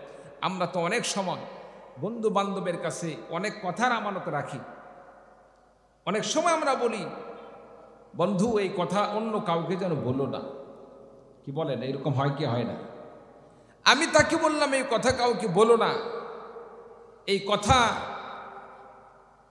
তাকে অন্যের কাছে বলতে নিষেধ করলাম, তার জন্য কর্তব্য কি এই কথাটা অন্য কারো কাছে না বলা। কি বলে, ঠিক কিনা? কিন্তু দেখা যাচ্ছে যাকে বললাম এই কথা কাউকে বলো না, সে আমার কাছে না বলে এইরকম ভাবে আরেকজনকে বলতেছে, এটা তোমার কাছেই বললাম, অন্য কাউকে বলো না। যাকে বললো সেও আবার আরেকজনকে বলতেছে, এটা তোমার কাছে বললাম, অন্য কাউকে বলো না। এক পর্যায়ে দেখা যাচ্ছে একই কথা 10 জন ঘোরার পরে সেই প্রথম যে ব্যক্তি বলল এটা তোমার কাছে বলছে, অন্য কাউকে জন্য এই কথা বলো না, ঘুরে ফিরে সেই প্রথম ব্যক্তির কাছে চলে আসলো। সম্মানিত আমার বন্ধুগণ, এইরকম যদি আপনার আমার খাসলত হয়, তাহলে কি মুমিনের পরিচয় থাকে? আপনার আমার পরিচয় কি মুমিন থাকে? থাকে না। আমার ভাইরা, আমার বন্ধুগণ, রাসূলুল্লাহ সাল্লাল্লাহু আলাইহি ওয়াসাল্লাম মুনাফিকদের সম্পর্কে 3টি পরিচয় দান করেছেন। 1 নাম্বার কথাই কথাই মিথ্যা কথা বলা। 2 নাম্বার বিশ্ব নবীজি বললেন ওয়াদার খেলাফ করা। 3 নাম্বার আমানতের খেয়ানত করা। এই তিনটি কথা রাসূলুল্লাহ সাল্লাল্লাহু আলাইহি ওয়াসাল্লাম বললেন, কোন ব্যক্তি যদি এই 3টি কাজ করে, এই 3টি জিনিসের যদি কোনো প্রকার অন্যায় করে, এই 3টি জিনিস করে থাকে, সে কখনোই মুমিন হতে পারে না, মুনাফিকের অন্তর্ভুক্ত হয়ে যায়। আর মুনাফিকদের সম্পর্কে আল্লাহ রাব্বুল আলামিন কোরআনে কারীমের মধ্যে ঘোষণা দিয়ে বলেন, ইন্নাল মুনাফিকিনা ফিদ দারকিল আসফালি মিনান নারি ওয়া লান তাজিদা লাহুম নাসীরা। আল্লাহ রাব্বুল আলামিন ঘোষণা দিয়ে বলেন, যারা মুনাফিক, নিঃসন্দেহে মুনাফিকদের জন্য আল্লাহ পাক বলেন, নিঃসন্দেহে মুনাফিকরা ইন্নাল মুনাফিকিনা ফিদ দারকিল আসফালি মিনান নার, তারা জাহান্নামের তলদেশে থাকবে, জাহান্নামের একেবারে নিচে থাকবে। ওয়া লান তাজিদা লাহুম নাসীরা। আল্লাহ রাব্বুল আলামিন বলেন, সেখানে তাদেরকে কেউ সাহায্য করে থাকবে না। আল্লাহ পাক বলেন, ইন্নাল মুনাফিকিনা ফিদ দারকিল আসফালি মিনান নারি ওয়া লান তাজিদা লাহুম নাসীরা। সেখানে তাদের কোনো সাহায্যকারী থাকবে না। তার মানে হলো সে জাহান্নাম থেকে, আগুন থেকে রক্ষা করার মতো কোনো অভিভাবক সেখানে থাকবে না। আমার ভাইরা, আমার বন্ধুগণ, এই জন্য মুনাফিকতাকে ছেড়ে দিতে হবে, মিথ্যা কথা ছেড়ে ছেড়ে দিতে হবে, আমানতের খেয়ানত ছেড়ে দিতে হবে, মানুষের সাথে সবসময় সত্য কথা বলতে হবে, আমানত রক্ষা করে চলতে হবে, কারোর সাথে ওয়াদা করলে অঙ্গীকার করলে অঙ্গীকার পূরণ করতে হবে। কোনো মানুষ যদি এই তিনটি কাজ করতে পারে, সত্য কথা বলতে পারে, আমানত রক্ষা করে চলতে পারে, মানুষের সাথে ওয়াদাকে রক্ষা করে চলতে পারে, বিশ্বনবীজি ঘোষণা দিয়ে বলেন তার নাম হলো ইমানদার, তার নাম হলো মুমিন। আর আল্লাহ রাব্বুল আলামিন মুমিন বান্দা হিসেবে এই তিনটি কাজ করার কারণে আল্লাহ রাব্বুল আলামিন আখিরাতে মুমিন বান্দাকে আল্লাহ রাব্বুল আলামিন ক্ষমা করে জান্নাতের ব্যবস্থা করে দিবেন। বলুন সুবহানাল্লাহ। মুমিন বান্দা যতগুলো গুণ আছে তার মধ্যে অন্যতম গুণ মানুষের সাথে ওয়াদা রক্ষা করে চলা, কথায় কথায় মিথ্যা না বলে, মিথ্যার আশ্রয় গ্রহণ না করে সত্যের সাথে চলা, ওয়াদা পূর্ণ করা। সম্মানিত উপস্থিতি, রাসূলুল্লাহ সাল্লাল্লাহু আলাইহি সাল্লাম যখন হিজরত করে মদিনায় চলে গেলেন, মদিনায় যাওয়ার সময়, হিজরতের সময় বিশ্বনবী সাল্লাল্লাহু আলাইহি সাল্লামের কাছে কাফের মুশরিকরা অনেক আমানতের জিনিস রেখে গিয়েছিলেন। কাফেররা তাদের স্ত্রীকে যে পরিমাণ বিশ্বাস করত না, স্ত্রীরা স্বামীকে যে পরিমাণ বিশ্বাস করত না, মা বাবা সন্তানকে যে পরিমাণ বিশ্বাস করত না, সন্তানরা মা বাবাকে যে পরিমাণ বিশ্বাস করত না, তার চাইতে বেশি বিশ্বাস করত আপনার আবার নবী বিশ্বনবীকে। বলেন সুবহানাল্লাহ। যার কারণে তারা তাদের সম্পদগুলোকে নবীজির কাছে তার আমানত রেখে যেতেন। সুবহানাল্লাহ। রাসূলুল্লাহ সাল্লাল্লাহু আলাইহি সাল্লামের কাছে তার আমানত রেখে যেতেন। তাদের এই বিশ্বাস ছিল মুহাম্মদের কাছে কোনো জিনিস রাখলে এটার খেয়ানত হবে না, কারণ সে সত্যবাদী। সুবহানাল্লাহ বলেন না? সত্যবাদী রাসূল কোনোদিন তার জীবনে মিথ্যা কথা বলেন নাই, কারো সম্পদ অন্যায়ভাবে তিনি গ্রহণ করেন নাই। রাসূল সাল্লাল্লাহু আলাইহি সাল্লাম যখন হিজরত করলেন, হিজরত করার সময় কি করলেন? হযরত আলী রাদিয়াল্লাহু তাআলা আনহুকে বললেন, আলী, আমি যখন চলে যাব, আমি চলে যাওয়ার সময় আমার খাটে একটি চাদর গায়ে দিয়ে আমার বিছানায় তুমি শুয়ে থাকবে, আমার বিছানায় চাদর মুড়ি দিয়ে তুমি সেখানে ঘুমিয়ে থাকবে। সকাল হয়ে গেলে এই যে আমানতের যে মালগুলো আমার কাছে রাখা হয়েছিল, আমানতের মালগুলো প্রত্যেকের কাছে পৌঁছে দিবে। সম্মানিত উপস্থিতি, বিশ্বনবী ইচ্ছা করলে কিন্তু আমানতের যে সমস্ত মালগুলো দেওয়া ছিল সবগুলো নিয়ে যেতে পারতেন, কিন্তু রাসূল তা করলেন না। কেন? মানুষের সম্পদ যেটা আমানতের জন্য রাখা হয়েছে, এই আমানত রক্ষা করাটাই হচ্ছে ইমানদারের কাজ, একজন প্রকৃতপক্ষে মানুষের কাজ। চিল্লা বলো ঠিক না? আর সুযোগ পাইলাম সবগুলো নিয়ে চলে গেলাম, এটা কোনোদিন মানবতা নয়, এটা কোনোদিন মুমিনের কাজ নয়। আমরা অনেক সময় দেখি মুহূর্তের মধ্যে এলাকা থেকে হঠাৎ করে অমুক ব্যাংক মুহূর্তের মধ্যে উধাও, রাতারাতি ব্যাংক গায়েব হয়ে চলে গেল, হাজার হাজার কোটি টাকা নিয়ে দেশ থেকে বিদায় নিয়ে চলে গেল। অমুক এলাকার স্থানীয় কোনো দেখা যাচ্ছে আপনার সমিতি হঠাৎ করে গায়েব হয়ে চলে গেল। এরকম হয় কি হয় না? সম্মানিত উপস্থিতি, এই যে সুযোগ পাইলেই সেটার সদ্ব্যবহার করা, মানুষের আমানত রক্ষা না করা, এটা হচ্ছে মুমিনদের কাজ নয়, এটা মুনাফিকের কাজ। রাসূল সাল্লাল্লাহু আলাইহি সাল্লাম হযরতে আলী রাদিয়াল্লাহু তাআলা আনহুকে বললেন, আমার বিছানায় শুয়ে থাকবে, আমার বিছানায় শুয়ে থেকে সকাল যখন হয়ে যাবে আমানতের সম্পদগুলো তাদের মালিকদের কাছে পৌঁছে দিবে। আলী রাদিয়াল্লাহু তাআলা আনহু বিছানায় শুয়ে পড়লেন, আর এইদিকে কাফেররা রসুলকে মনে করে তারা বাড়ির চতুর্পাশ দিয়ে তারা বিভিন্নভাবে প্রদক্ষিণ করতেছে, রসুলের ঘর তারা ঘিরে রাখছে, সকাল হলে মুহাম্মদকে গ্রেফতার করবে। বলুন না আউযুবিল্লাহি মিন যালিক। সম্মানিত উপস্থিতি, আল্লাহ যদি কাউকে বাঁচাইতে চান দুনিয়ার কেউ মারতে পারে? জোরে বলেন। আল্লাহ যদি কাউকে রক্ষা করতে চান দুনিয়ার কেউ তাকে মারতে পারে না। বিশ্বনবী সাল্লাল্লাহু আলাইহি ওয়াসাল্লাম রাতে রাতে তিনি হিজরত করে চলে গেলেন। হযরত আলী রাদিয়াল্লাহু তাআলা আনহু নবীজির বিছানায় শুয়ে পড়লেন, চাদর মুড়ি দিয়ে রাসূলুল্লাহ সাল্লাল্লাহু আলাইহি সাল্লামের খাটে শুয়ে পড়লেন। আমার ভাইরা, আমার বন্ধুগণ, হযরত আলী রাদিয়াল্লাহু তাআলা আনহু তিনি কিন্তু বুঝতে পেরেছেন এই কাফের মুশরিকরা নবীর বাড়ি ঘিরিয়ে নিয়েছেন নবীকে হত্যা করার জন্য, নবীকে মেরে ফেলে দেওয়ার জন্য। সেই নবীর বিছানায় আমি শায়িত হয়েছি। তারা এমন হতে পারে কাপড় খুলে না দেখে, চাদরটা না টান দিয়ে তারা সরাসরি আমার উপর আঘাত করতে পারত মুহাম্মদ বলে, নবী বলে। হযরত আলী রাদিয়াল্লাহু যদি কাফের মুশরিকরা নবী মনে করে না দেখে, তারা আমাকে প্রহার করতে করতে, আমার গায়ে আঘাত করতে করতে আমাকে যদি দুনিয়া থেকে বিদায় দিয়ে দেয়, আমি কতই না সৌভাগ্যশীল হব যে আমি আলীর জানের বিনিময়ে আমার বিশ্বনবী সাল্লাল্লাহু আলাইহি ওয়াসাল্লামকে আল্লাহ রাব্বুল আলামিন মুক্তির ব্যবস্থা করে দিয়েছেন। বলুন সুবহানাল্লাহ। আমার ভাইরা, আমার বন্ধুগণ, সকাল হয়ে গেল।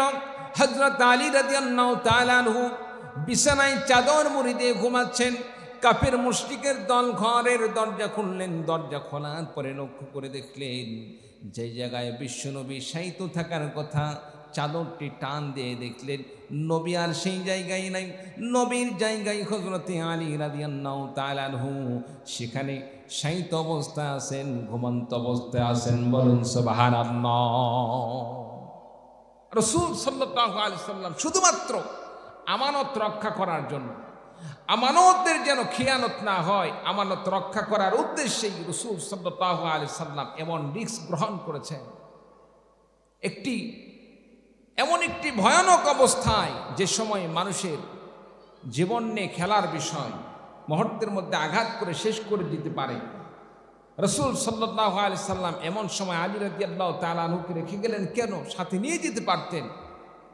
পরবর্তীতে যা হয় সেটা পরের দেখা যাবে, এইরকম হতে পারত। কিন্তু রাসূল সাল্লাল্লাহু আলাইহি সাল্লাম আমানতের সম্পদগুলো তাদের কাছে পৌঁছে দেওয়ার জন্য, এই জন্য আলী রাদিয়াল্লাহু তাআলা আনহুকে রেখে গেলেন, যে দুনিয়ার কোনো মানুষ যেন এই কথা বলতে না পারে বিশ্বনবী মানুষের আমানত গ্রহণ করে আমানতের খেয়ানত করছে, এই কথা যেন দুনিয়ার কোন মানুষ বলতে না পারে। বলুন সুবহানাল্লাহ।